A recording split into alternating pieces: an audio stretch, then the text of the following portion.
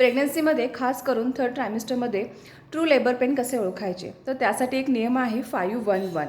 तर 511 म्हणजे काय, तर प्रत्येकी 5 मिनिटाच्या अंतराने तुम्हाला लेबर पेन होत असतील तर तुम्ही एकदा आधी टाईम जे आहे ते नोट करून घ्या आणि त्या 5 मिनिटामध्ये जेव्हा जेव्हा तुम्हाला पेन होतो ना, तर त्याचं जे ड्युरेशन आहे, लेबर पेनचं ड्युरेशन 1 मिनिटापर्यंत चालत असेल तर ते सुद्धा तुम्ही ड्युरेशन चेक करा.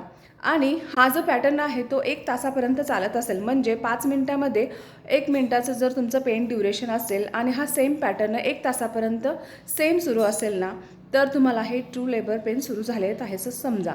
आणि याच्या व्यतिरिक्त जर तुम्हाला ब्लिडिंग होत असेल किंवा व्हाईट डिस्चार्जमध्ये थोडंसं पिंकिश किंवा रेडिश कलरचं तुम्हाला जर त्यामध्ये ब्लड दिसत असेल तर, आणि किंवा याच्या व्यतिरिक्त तुम्हाला जर वॉटर ब्रेक झाला असेल ना, तर लगेच तुम्ही हॉस्पिटलला व्हिजिट करा, कारण ही वेळ आहे हॉस्पिटलला जाण्याची इमर्जन्सीमध्ये. तर या गोष्टीची तुम्ही दक्षता नक्की घ्या.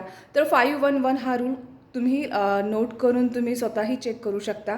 खास करून ज्या फर्स्ट टाईम प्रेग्नन्सीमध्ये आहेत महिला, त्यांना कन्फ्युजन असतं. सो ट्रू लेबर पेन हा जो पॅटर्न आहे तो प्रत्येकी 5-5 मिनिटानंतर, मग त्यानंतर जो ड्युरेशन आहे ते कमीसुद्धा होत जाऊ शकतो. तर तुम्ही नक्की याची काळजी घ्या. तर व्हिडिओ आवडला तर लाईक करा. Stay happy, stay healthy. Bye.